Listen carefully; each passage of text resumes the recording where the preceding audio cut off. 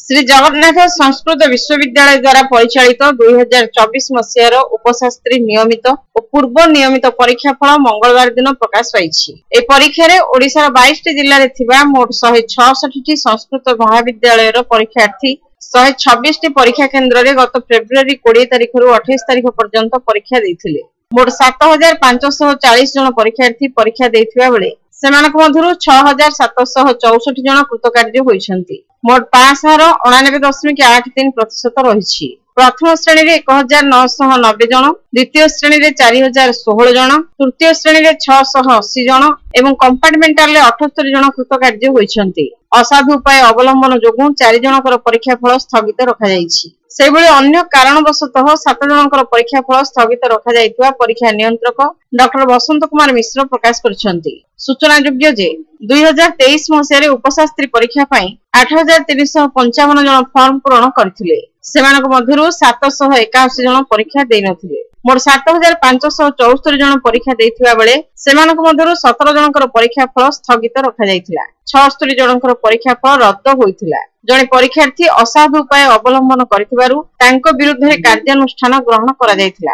मोट 1818 जन परीक्षार्थी प्रथम श्रेणी में उत्तीर्ण होइथिले। द्वितीय श्रेणी में कृतकार्य होइथिले 4049 जन छात्र छात्री। तृतीय श्रेणी में 771 जन और कंपार्टमेंटाल 29 जन परीक्षार्थी पास करथिले। मोट 6667 जन कृतकार्य होइथिबा बेले 813 जन अकृतकार्य होइथिले। पास हार 89.13% रहिथिला।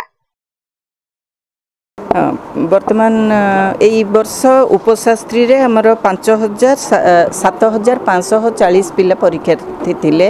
एमाने परीक्षा देइचंती एवं सेथिरु पास करचंती 6764 जन।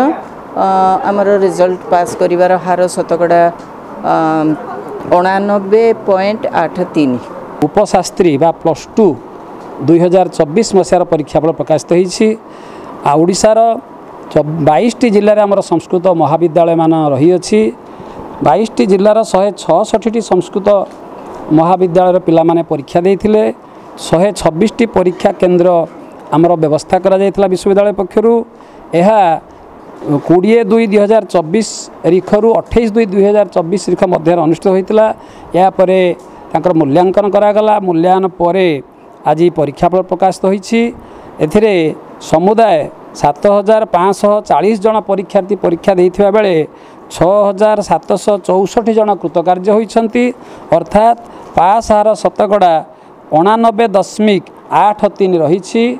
प्रथम श्रेणी रे 1990 जन, द्वितीय श्रेणी रे 4016 जन, तृतीय श्रेणी रे 680 जन परीक्षार्थी कृतित्वर सह उत्तीर्ण होइथिबा बेले कंपार्टमेंटाल भाव में 78 जन उत्तीर्णता लाभ करिछन्ति।